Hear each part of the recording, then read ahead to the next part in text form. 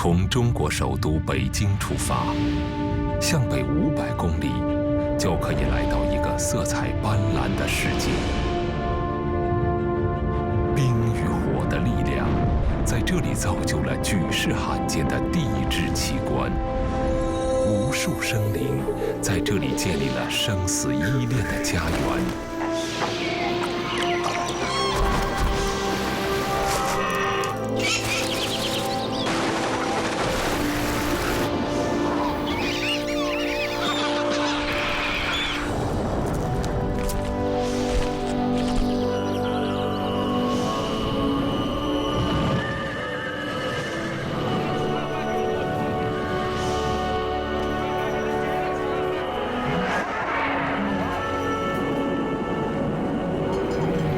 在这个拥有山林、草原、湖泊和沙地的广阔世界中，干旱与湿润，丰饶与贫瘠，严酷与温和，考验着所有在这里繁衍的生命。这就是克什克腾，一个在不稳定的环境中，生命如何得以延续的故事。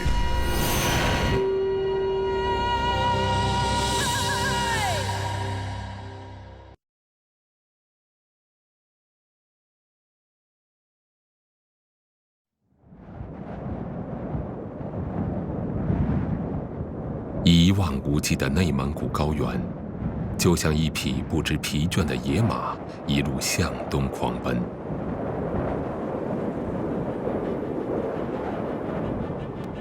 挡住它去路的是一座绵延数千里的山脉——大兴安岭。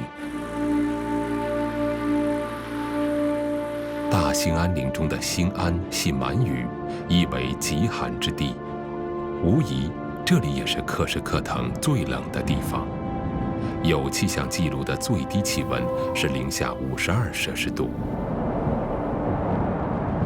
阿斯哈图什林屹立在群山之巅，经受着万年的风雪。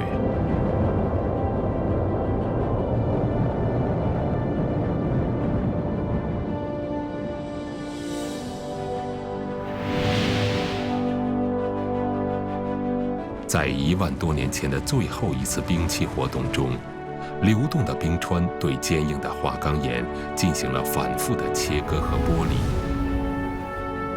曾经巍峨的山峰就这样变成了一座座孤独的山岭，一处极为罕见的地质奇观——冰川石林。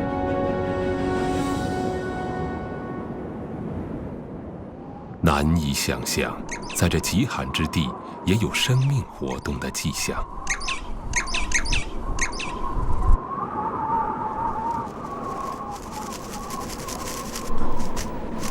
红嘴山鸦正在为伴侣清理羽毛。它们一般选择峭壁上的洞穴或者缝隙作为繁殖地。一旦选定了巢址，就不会离开，即使是在最冷的时候。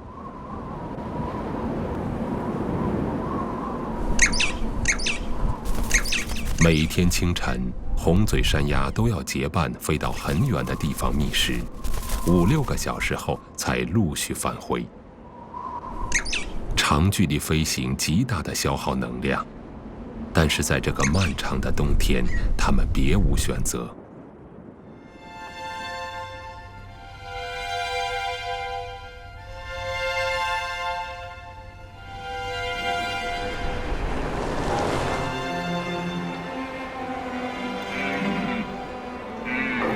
鹿王带领着马鹿群在山中转悠了好久，终于在接近山顶的白桦林里发现了一个好地方。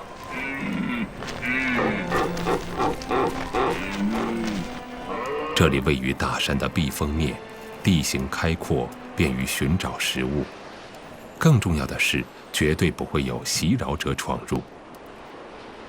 为马鹿遮挡风寒的，正是阿斯哈图什林。石林以顽强的姿态对抗着风雪的侵蚀，无形中却为马鹿提供了庇护所。如果不出意外，鹿群将在这里度过整个冬天，那些已经怀孕的雌鹿将在早春的时候生下幼崽。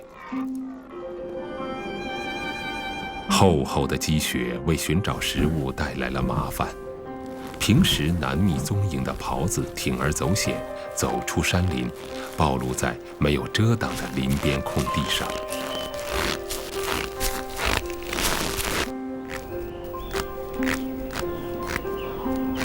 黑琴鸡在自己挖掘的雪窝里躲避风寒，等到太阳升起来，雌鸡才走出雪窝子，小心翼翼地在雪地里寻找草籽，为冻僵的身体提供热量。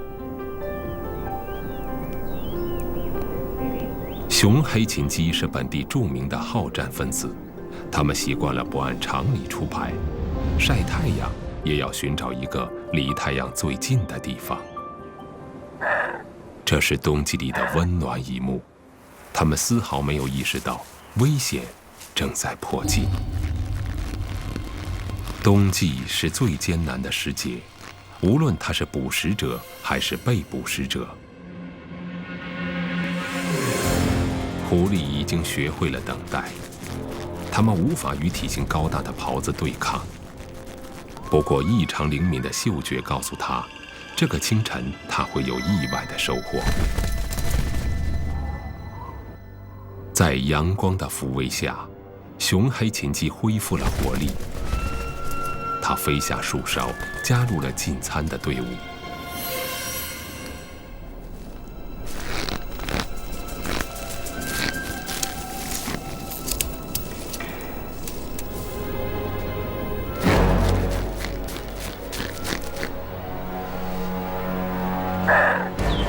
明察秋毫的狍子发现了捕食者的闯入，领头的狍子发出了警报。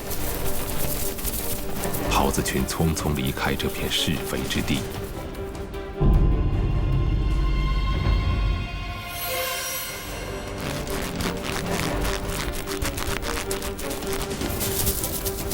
狍子的举动打乱了狐狸的计划，黑琴鸡四处逃窜，纷纷寻找隐蔽的地方。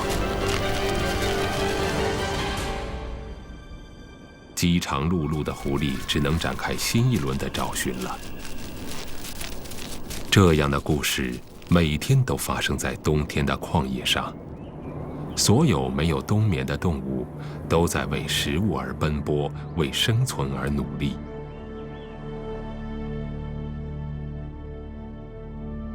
亿万年来，欧亚板块与太平洋板块的碰撞，将大兴安岭托举到今天的高度。大兴安岭山脉的最高峰，海拔2036米的黄冈峰，就伫立在这里。在亿万年气候的侵蚀之下，它已经变成了一座线条柔和平缓的山冈。在世界上最大的海洋和最大的大陆之间，自东北向西南延伸的大兴安岭，像一道巨大的屏障，挡住了来自海洋的暖湿气流，却把寒冷和干旱留给了内蒙古高原。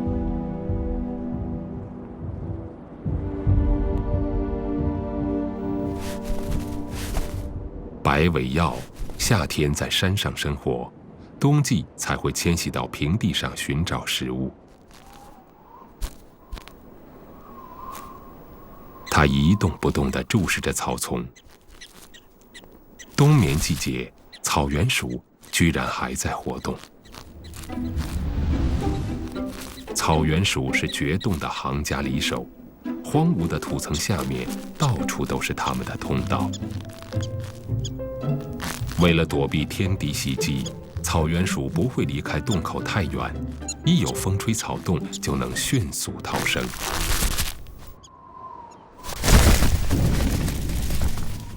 白尾鹞不会善罢甘休，对付草原鼠，它们还有致命的一招。一只白尾鹞先是在头顶盘旋，然后来了个急刹车。草原鼠视力不济，它不错眼珠地盯着天空。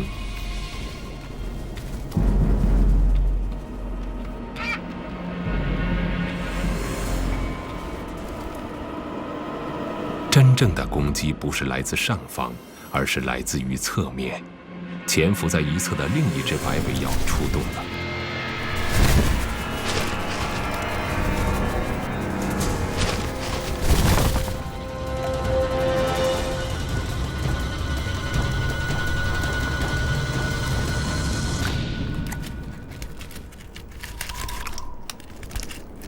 一只草原鼠一天要吃掉相当于自身重量的牧草，它们的过度泛滥将使草原变成寸草不生的荒芜之地。白尾鹞的存在对这片草原来说是个福音。追寻着猎物的气味，狐狸一路走来，终于在牧民家的围栏边停下了脚步。这里是浑善达克沙地的最东端，也是克什克腾冬天里最温暖的地方。浑善达克沙地分布在大兴安岭的西侧，东西延伸400多公里，它是距离北京最近的一处沙源地。连绵起伏的沙丘和错落分布的榆树，使得这里成为避风的港湾。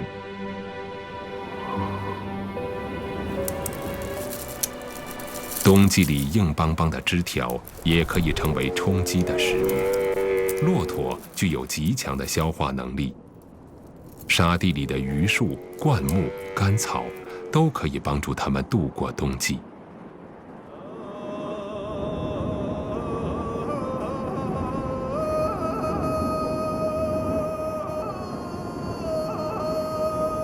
和骆驼选择沙地一样，牧民也把冬季家园建在了沙地的深处。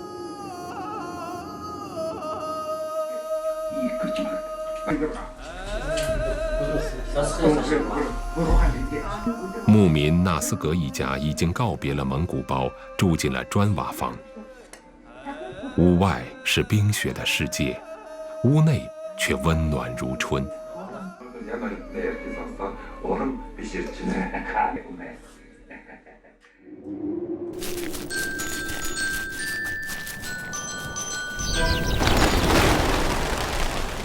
有人家的地方就有食物，这是麻雀的真理。散落在屋舍边的草籽吸引了成群的麻雀，也招来了几只喜鹊。牧民之家像是大漠中的绿洲，护佑着各种各样的生灵。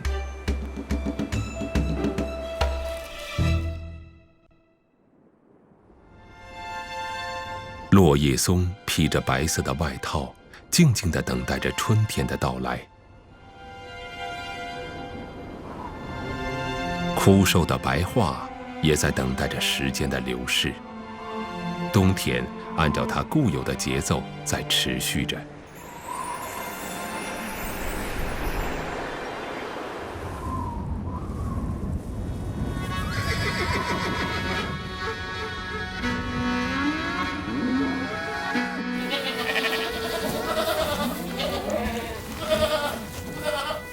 在阿斯哈图石林的脚下，坐落着牧民额日邓巴特尔的冬季营盘。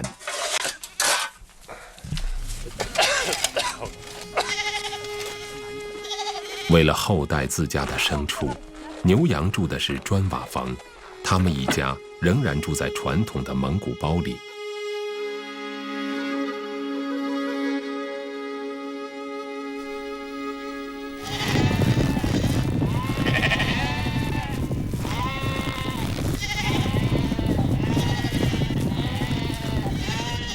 额日邓巴特尔有4个儿子，这可以使他们家拥有更大的牧场和更多的牛羊。如今仍然坚持养马的牧民已经不多了，不过倔强的巴特尔还是不肯放弃。孩子们都大了，放马的事不用他亲自出马，不过巴特尔心里还是放心不下。他们家的马群已经在外面游荡了20多天。二儿子恩和是远近闻名的骑手，翻过一座又一座山头，在雪地行进了1个多小时后，他终于和马群会合了。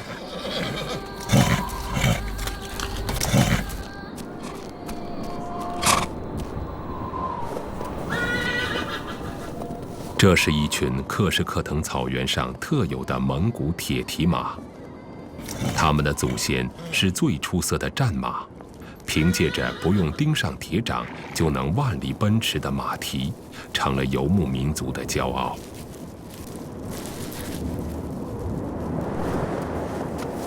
今天，古老的铁蹄马正在走向消亡。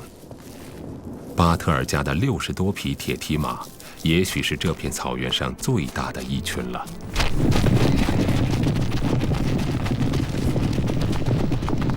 不过，巴特尔还能坚持多久，眼下正在成为一个悬念。就在这片冬季牧场的下面，蕴藏着品位很高的铁矿石。已经有矿业公司的人上门提过，想高价租用他们家的冬季牧场。如果巴特尔同意了他们的请求，那这就将是他们一家和这群铁蹄马最后一次在这里过冬。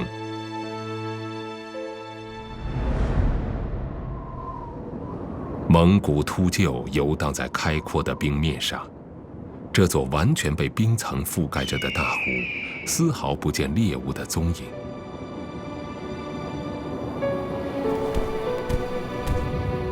达里湖位于克什克腾的西北角，在蒙古语中，达里是大海的意思。在干旱的内蒙古高原，这片面积200多平方公里的水域，的确如同大海一般辽阔。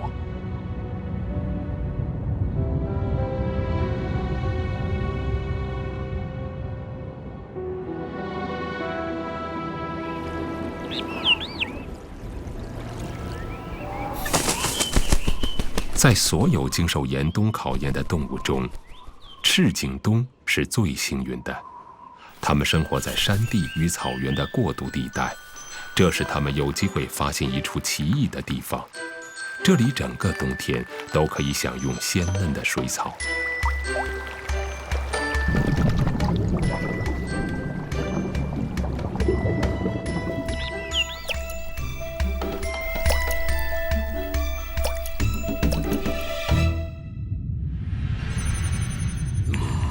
白阴敖包位于达里湖的东侧，这是一座受到当地人尊崇的山岗。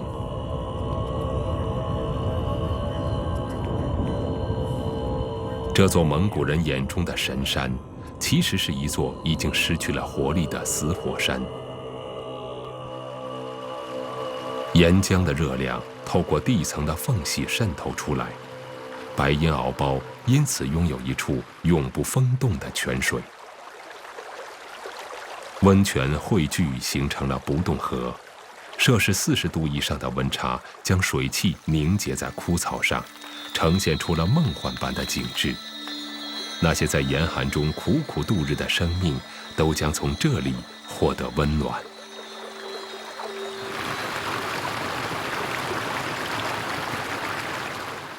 地热的上涌也为达里湖冰封的湖面打开了一道窗口。湖水深处的华子鱼们得到了维持生存的氧气，这让它们能够坚持到春天的到来。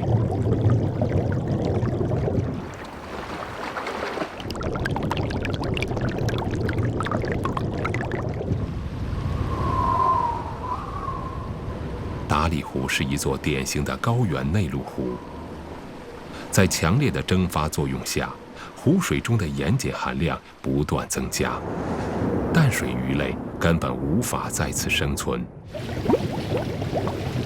早在人类踏上这片土地之前，瓦氏亚罗鱼的一支就进入了达里湖。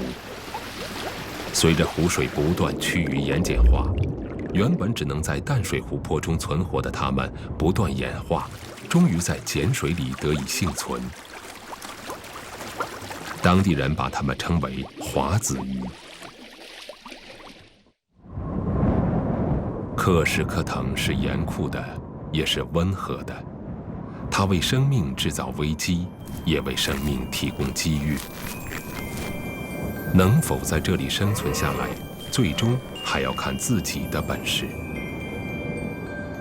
在这片冰与火交融的世界里，不冻河里的水草不是克什克腾冬天里唯一的绿色。在白烟鏖薄的山脚下，分布着连片的云杉林。云杉的身形高大挺拔，冰雪很难长久地负压枝条。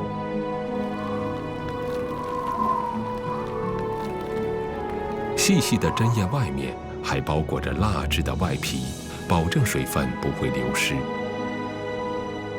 为了适应沙地环境，它们发展出了强大的根系，形成了世界上独一无二的沙地云杉。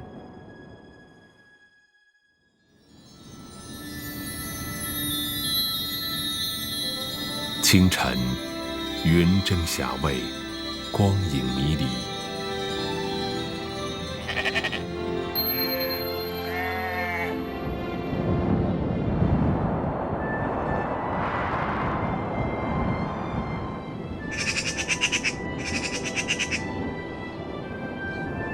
这个季节，野外很少有东西能让喜鹊填饱肚子。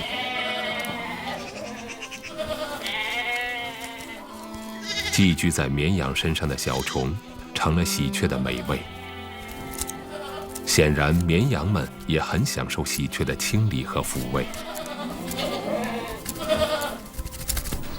为了减少对过冬草料的消耗，牧民冬季也要放牧。只不过要等到太阳升高了，纳斯格才会把羊群赶出棚圈。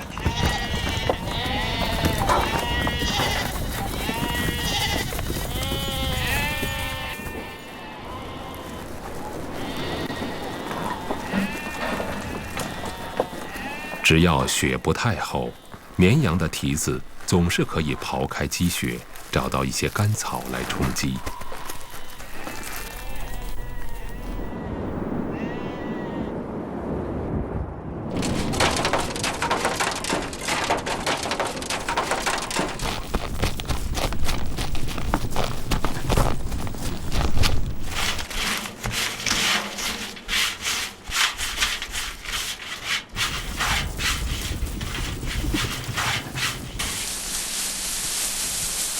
冬季放牧，牲畜在野外只能吃个半饱，主人必须再给它们补充些饲料。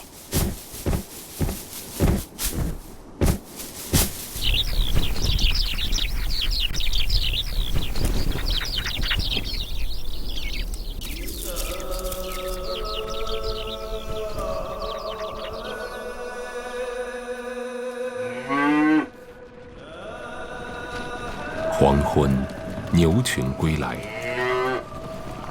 过冬留下的牲畜大多数是母畜，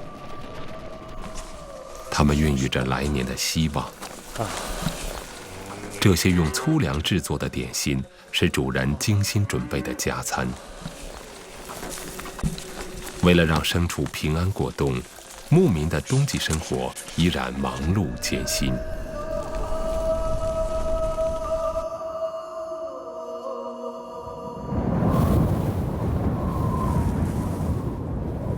在蒙古高压笼罩之下，克什克腾盛行西北大风。当暴雪遭遇狂风，就会出现大风裹挟着雪花漫天飞舞的景象。冬季的日子看起来艰难，但是生活在这里的人也有释放的方式。蒙古族最盛大的节日那达慕原本是在夏季举行。也许是不甘心于冬季的沉寂，这些年来，这里的人添了一个新的风俗——冬季那达慕。在蒙古语里，克什克腾是亲军和卫队的意思。当年成吉思汗曾下诏组建一支名为克什克腾的部队，这支部队的后裔后来被分封到了这片草原。克什克腾也就成了这里草原的名称。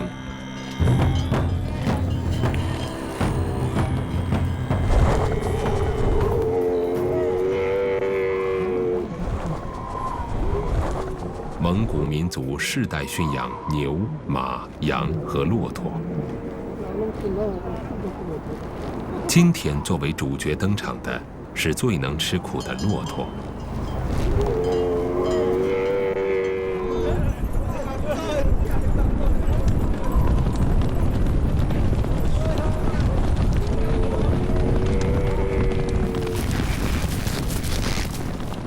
其实，在长距离赛跑中，骆驼的速度并不比马逊色，而它们的耐力更是遥遥领先。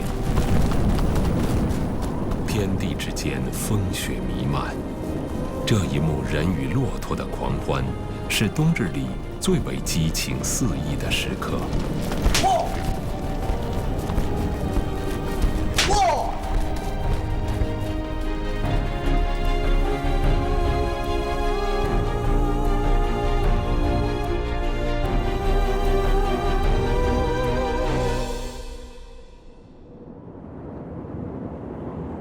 横扫草原的风雪在高山之巅受到拦截。这里是水汽汇集的地方。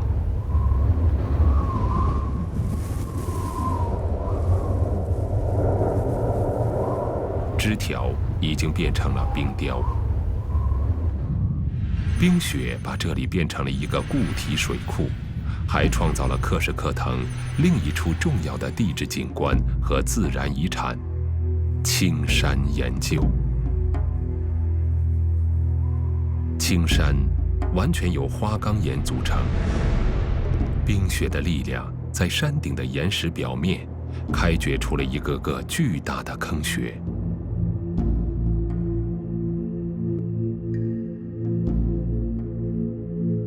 在冰雪和强风的作用下，这些坑穴仍然在悄悄地生长。它们为生命的进入开辟了新的空间。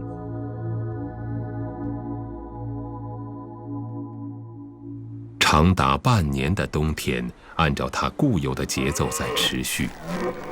马鹿在不动河边游荡。草原鼠的库存已经不多了。草原雕茫然地在雪地上飞着。对于那些已经忍受了几个月严寒的动物们来说，力量已经耗尽，食物越来越难找。不过，他们还有一口气可以坚持。3月中旬，越来越高的太阳发挥出了威力，冰雪融化，点滴的水流汇聚成河。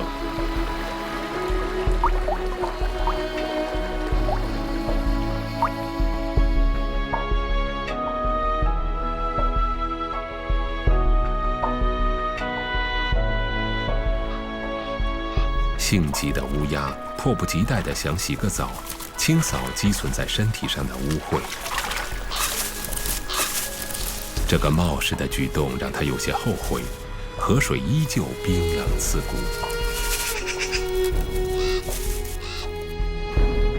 积蓄了一个冬天的雪水，穿过了干渴的沙地和草原，汇向了一座草原瀚海中的大湖，最终会把那里变成一个生命的乐园。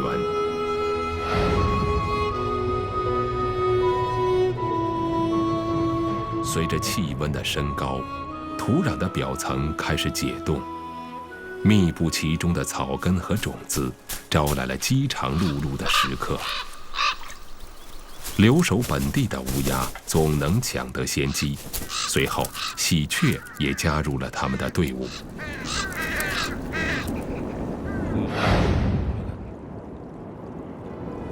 远处还有一群大鸟正在不慌不忙地进食。当长焦镜头逐渐推上去的时候，我们几乎不敢相信自己的眼睛。它们属于一种极度濒危的草原大鸟——大鸨。颈部飘动着的白色胡子是雄性大鸨最显眼的标志。很明显，它们也是为了繁殖而来。大鸨的身高有1米左右，体型的巨大造成了行动的迟缓，味道的鲜美更使它成了猎人捕杀的目标。这种曾经在北半球广泛分布的大型鸟类，如今已濒临灭绝。就在我们试图进一步接近的时候，大宝飞出了我们的视线。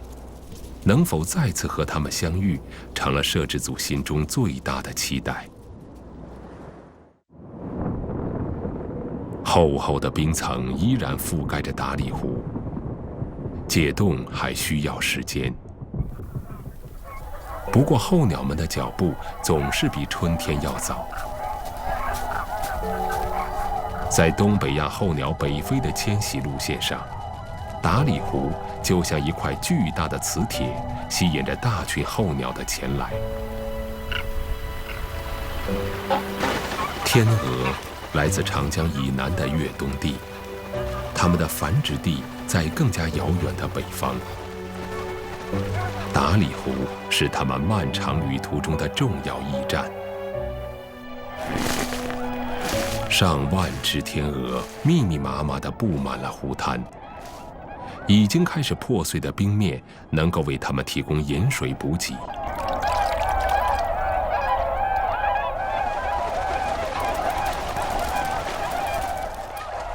与天鹅一同分享这片湖面的是赤马鸭，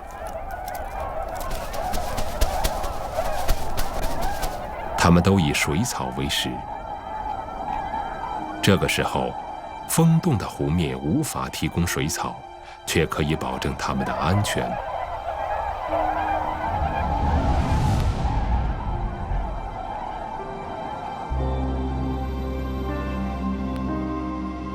达里湖拥有开阔的湖面和平坦的湖岸线。早春时节，达里湖边的湿地里布满了起伏的冻胀丘。这是冬天里水凝结成冰后，土层发生膨胀的结果。冻胀丘里积蓄着丰富的水分，等到冻土融化后，那里将成为很多候鸟的繁殖地。白振赫和妻子一起回到了他的出生地。第一件事不是填饱肚子，而是要寻找一块适合繁殖的领地。接下来的交配、产卵和孵化需要消耗大量能量，这就需要一块不小的领地来获得充足的食物补给。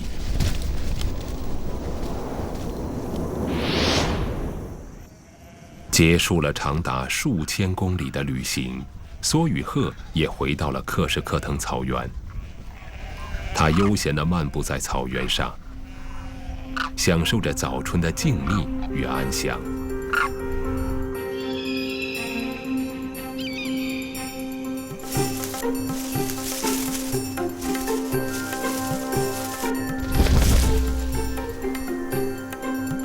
随着鸟儿们的陆续来到，天空中的老鹰，地面上的狐狸纷纷出动。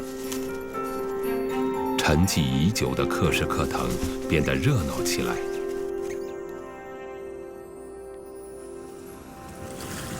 达里湖的湖心里，大片冰面的颜色变得越来越浅，冰层已经很薄。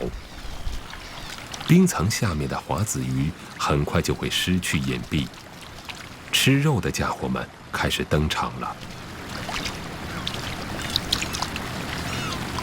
湖滩边银鸥聚集的场面令人惊叹。天上还有列队而来的鸬鹚，黑色的鸬鹚与白色的银鸥都是声名显赫的吃鱼高手，他们紧盯着湖面，等待着今年春天的第一顿大餐。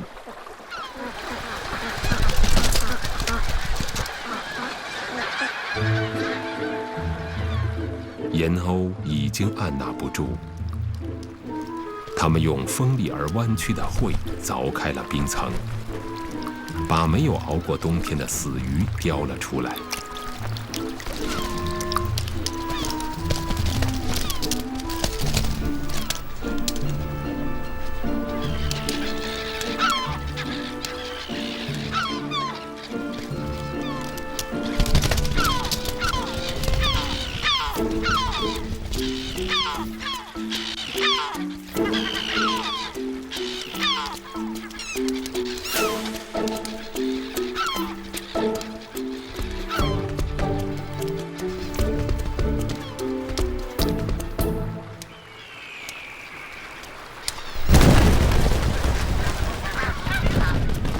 不知为什么，烟鸥们突然仓皇逃窜。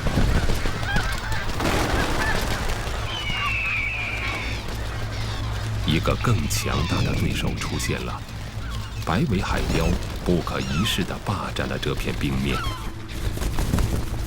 烟鸥们竞相争夺的食物，最终成了它的战利品。无论是烟鸥还是海雕，都是早春里的第一批清洁工。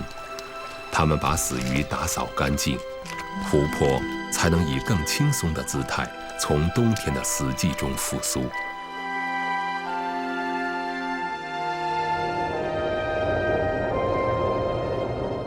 春天已经不远，然而冬天也会出人意料地进行反扑。沙尘暴的到来是有预兆的。大风会提醒鸟儿们赶快找到避风的地方躲藏起来。为了抵御强风，天鹅们聚集到了一起。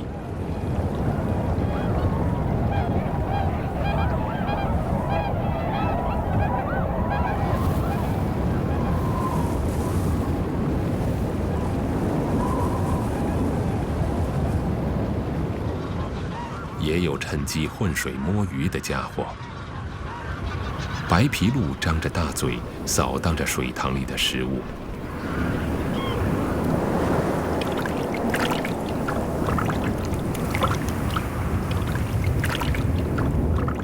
沙尘暴发生时的最大风力往往会超过10级，风中裹挟的沙粒过于密集，白昼瞬间变成黑夜。气温同时下降20多度。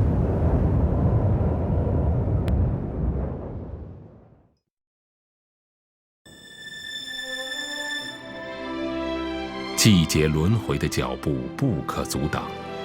沙尘暴过后，天鹅不见了。来这里繁殖的鸟儿们依然还在，它们都在等待。吃素的鸟儿们等待的是鲜嫩的水草。吃肉的鸟儿们等待的是一顿只有达里湖才能慷慨提供的鲜鱼大餐。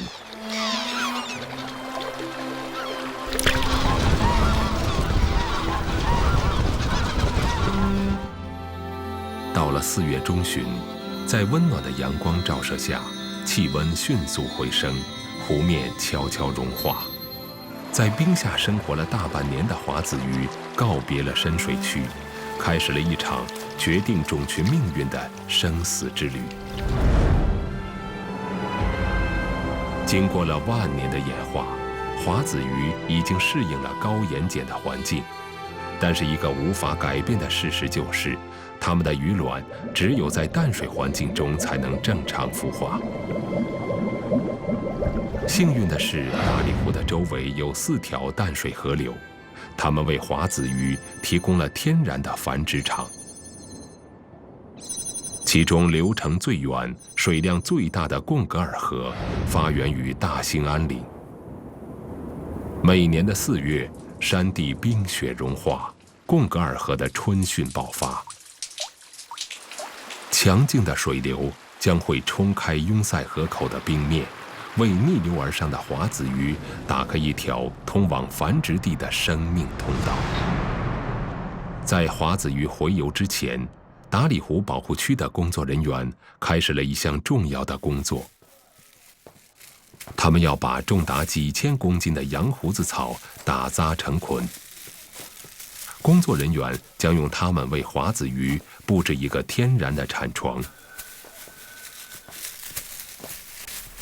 摄制组人员也开始进入洄游地，在地面和水下布置了各种特殊拍摄装置，希望拍摄下华子鱼洄游的壮观场面。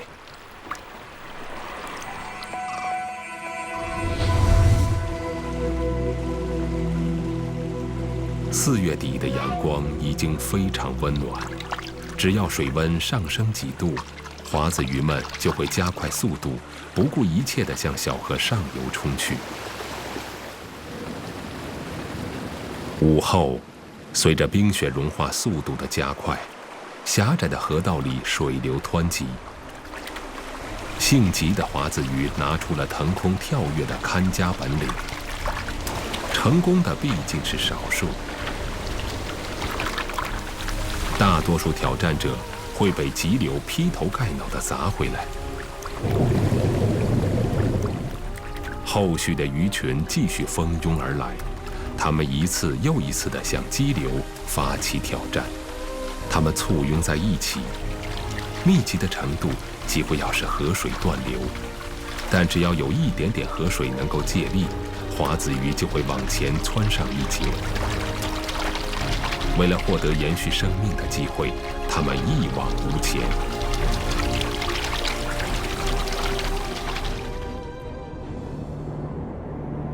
产卵场在距离河口10几公里远的地方，鱼卵只有附着在水草上才能存活。工作人员们把羊胡子草把精心地放到水中，在水中搭建了一个巨大的立体产房。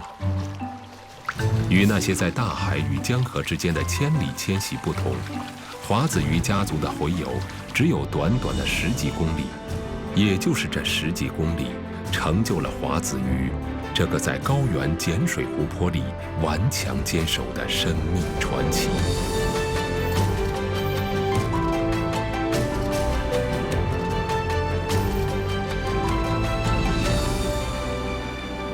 闯过了浅滩，华子鱼的危险旅程才真正进入最惊险的路段。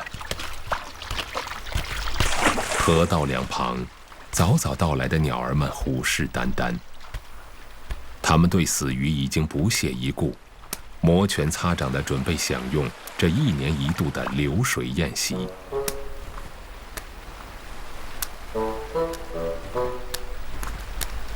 大白鹭一口吞下了一条几乎把它噎死的华子鱼，这足够它消化一阵子了。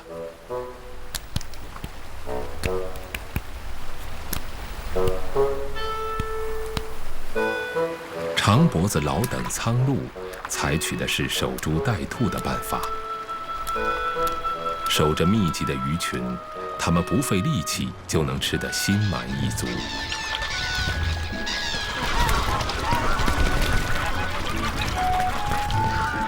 鸬鹚不再采用俯冲轰炸的战术了，现在只需要站在水里，鱼就可以嘴到擒来。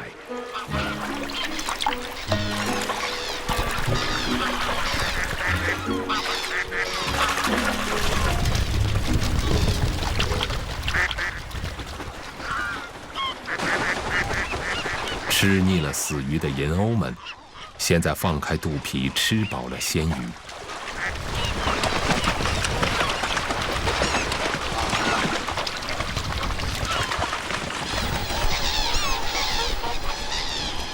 面对铺天盖地而来的鸟儿，第一批出发的华子鱼都是敢死队员。对整个家族来说，牺牲一部分成员是必须要付出的代价。那些侥幸逃过鸟嘴的华子鱼，终于来到了水流平缓、杂草丛生的产卵场。水中的嬉戏非常短暂，华子鱼们一刻都不能耽搁。雌鱼产卵后，雄鱼立刻使这些鱼卵受精。为了这个来之不易的瞬间，它们倾注了身体里积累的全部能量。在人类精心布置的水草上，受精的鱼卵闪耀着光辉。父母已经给美丽鱼卵里留下了足够的营养，但鱼苗能否顺利出壳，能否平安地回到大湖，就全凭命运的安排了。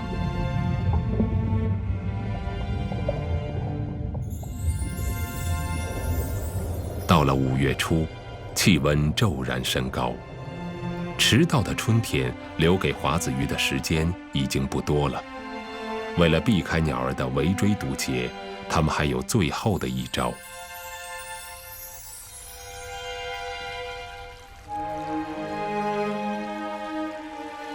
这是一个月圆之夜，河水的喧嚣随着夜晚的到来渐渐停止。就在这时，水中响起了噼噼啪啪的声音，华子鱼家族的大部队终于出发了。这是一种不可遏制的力量。